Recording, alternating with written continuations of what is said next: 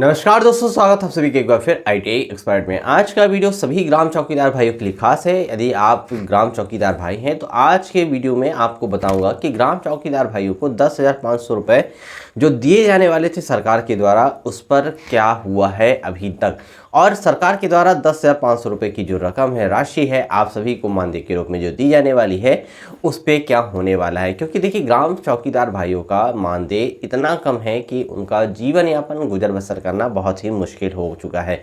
समस्त ग्राम चौकीदार भाई जो है तो अपनी बातों को कई बार शासन प्रशासन के सामने रख चुके हैं। उसका तरीका भी कई बार अलग अलग था, कभी ज्ञापन दे के, कभी आंदोलन करके, कभी जो है तो डायरेक्ट मुलाकात करके, ठीक है।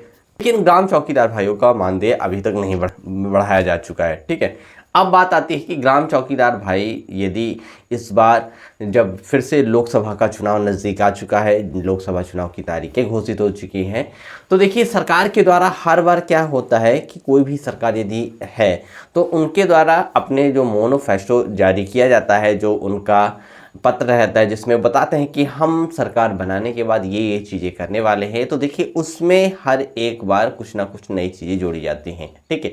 ग्राम चौकीदार भाइयों की यदि हम खास तौर पे बात करें तो ग्राम चौकीदार भाइयों को बताया गया था कि यदि हमारी सरकार बनती है तो हम फिर आप सभी ग्राम चौकीदार भाइयों का मानदेय बढ़ा देंगे। ग्राम चौकीदार भाइयों का मानदेय ना बढ़ाने का कारण क्या रहा, इसका कोई जवाब आज तक सरकार के द्वारा नहीं दिया गया है। सरकार के द्वारा इस पर कोई कार्रवाई भी नहीं की गई है।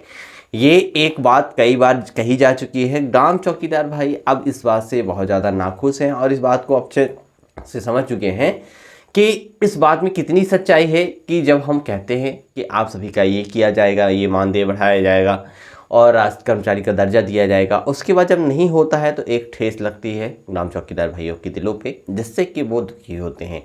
तो देखिए, ग्राम चौकीदार भाइयों का मेरा एक सर्वेक्षण रहा। ग्राम चौकीदार भाइयों से कुछ ग्राम चौकीदार भाइयों का मुझे जो है तो कमेंट्स आया। कुछ ग्राम चौकीदार भाइयों को अपने वीडियो के माध्यम से मैंने सवाल जवाब किए थे। तो ग्राम चौकीदार भाइयों का जो इस समय का रुझान है तो सरकार के खिलाफ है, ठीक है।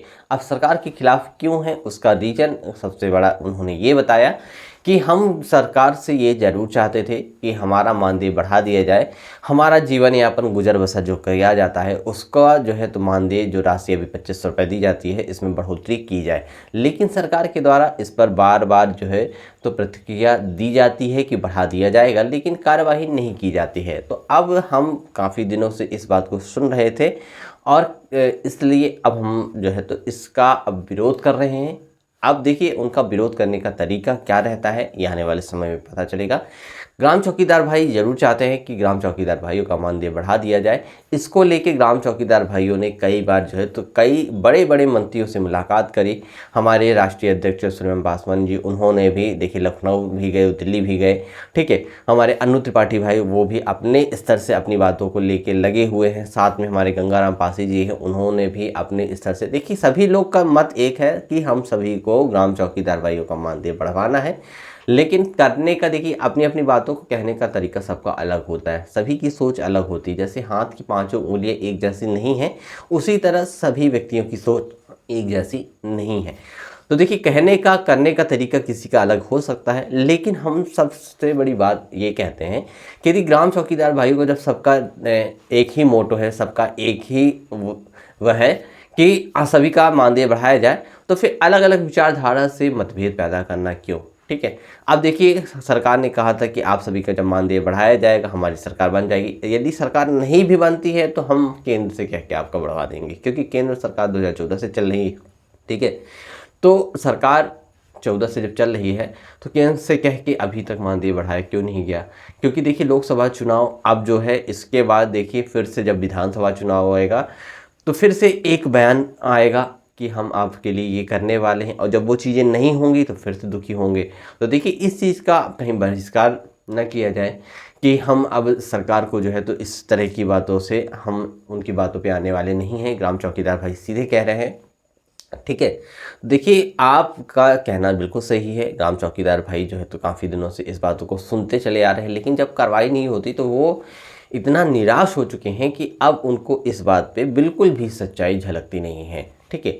अब साथ में आपको मैं एक बात और बताऊं कि ग्राम चौकीदार भाइयों को जो आईडी कार्ड बनाया जा रहा है किसी प्राइवेट ऑर्गेनाइजेशन के माध्यम से, तो इस पर मैंने एक वीडियो डाला था, तो कई सारे हमारे ग्राम चौकीदार भाइयों का इसको लेके हमको कई सारे कमेंट्स आए हैं। तो ग्राम चौकीदार भाइयों में से कुछ ग्राम चौकीदार भाई उसके सपोर्ट में हैं और कुछ ग्राम चौकीदार भाई इसके विरोध में हैं। उनका कहना ये है कि जब हम सरकार के अधीन जब हम काम कर रहे हैं, थाने के अधीन हम काम कर रहे हैं, तो हमको ये सारी चीज़ें जो है तो हमको प्राइवेट बनवाने की क्या ज़रूरत है और इसकी वैल्यूएशन कैसे की जाए, कौन इसको वेरीफाइड करेगा कि ये सही है, इसको मान दिया जाएगा, क्योंकि जो संस्था इसको बना के दे रही है उसको वेरीफाइड होना पहले पड़ेगा, ठीक है। और अभी तक ऐसी कोई ऑथराइज्ड कोई संस्था नहीं है जो कि इस तरह का कार्ड बनवा के दे सके। आईडी कार्ड का मतलब ये होता है कि आपका बैच नंबर, आपका जो बैच नंबर है, साथ में आपका नाम, पता और आप से जुड़ी हुई जानकारी उस आईडी कार्ड में दी जाती है, जो कि विभाग के मुखिया के द्वारा हस्ताक्षरित होके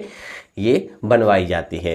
तो क्या इस तरह से प्राइवेट ऑर्गेनाइजेशन से मिल पाएगा? नहीं मिल पाएगा। ये एक सोचने वाली बात है, आप इस पे ध्यान दीजिएगा, ठीक है।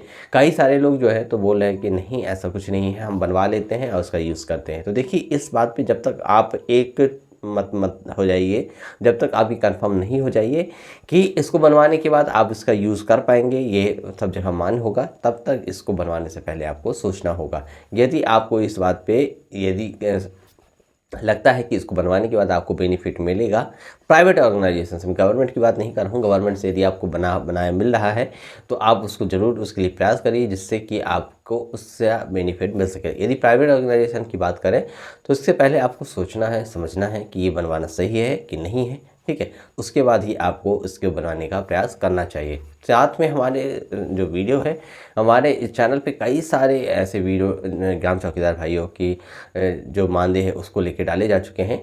तो देखिए कई सारे ग्राम चौकीदार भाई हमारे उत्तराखंड की जो है, तो उत्तराखंड के ग्राम चौकीदार भाई भी बराबर परेशान है, जैसे कि हमारे उत्तर प्रदेश के ग्राम चौकीदार परेशान है। उत्तराखंड के ग्राम चौकीदार भाई बराबर कहते हैं कि सर हमारे यहाँ की भी घटनाओं के बारे में आप अपने चैनल के माध्यम से बताइए। तो मैं ये ज़रूर कहूँगा कि देखिए उत्तराखंड की जो ग्राम चौकीदार भाई हैं, उनका जो संगठन है, उनका जो यूनियन है, वो अभी एकदम शांत क्यों है? क्योंकि देखिए आप जब अपनी बातों को सरकार के सामने लाएंगे, अपनी बातों को किसी न किसी माध्यम तक ऊपर पहुंचाएंगे, तभी तो आपके ऊपर जो है तो सुनवाई की जाएगी, आपकी ओर सरकार का ध्यान जाएगा, रुख जाएगा, ठीक है। यूपी के जो ग्राम चौकीदार भाई हैं बहुत ज़्यादा एक्टिव हैं। देखिए कई सारे ऐसे छोटे छोटे ग्राम चौकीदार भाई हैं जो अपने स्तर से अपनी बातों को लगातार कहते रहते हैं। कोर्ट में देखिए जो अर्जी लगाई गई थी उस पर कोर्ट के द्वारा 1 साल बाद फैसला आया कि हम आपकी इस बात से सहमत हैं, हम अब इस पे आगे जो है तो सुनवाई करने के लिए तैयार है, आगे हम कार्रवाई करने के लिए तैयार है, ठीक है।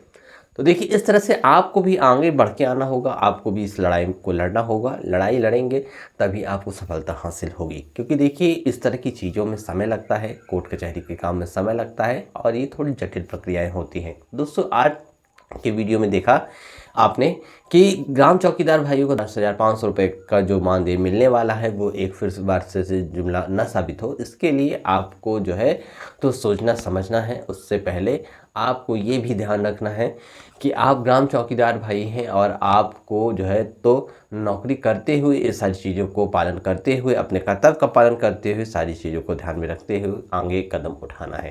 तो दोस्तों यदि वीडियो आप सभी के लिए हेल्पफुल रहा हो, वीडियो आपको लगा हो कि आपके लिए हेल्पफुल है, तो दूसरे ग्राम चौकीदार भाइयों को ज़रूर शेयर करिएगा। और यदि आप चैनल पर पहली बार हैं तो इस तरह की अधिक जानकारी पाने के लिए हमारे चैनल को IT एक्सपर्ट को सब्सक्राइब करना मत भूलिए। नई जानकारी के साथ एक नई वीडियो में, तब तक के लिए समस्त ग्राम चौकीदार भाइयों को मेरा नमस्कार।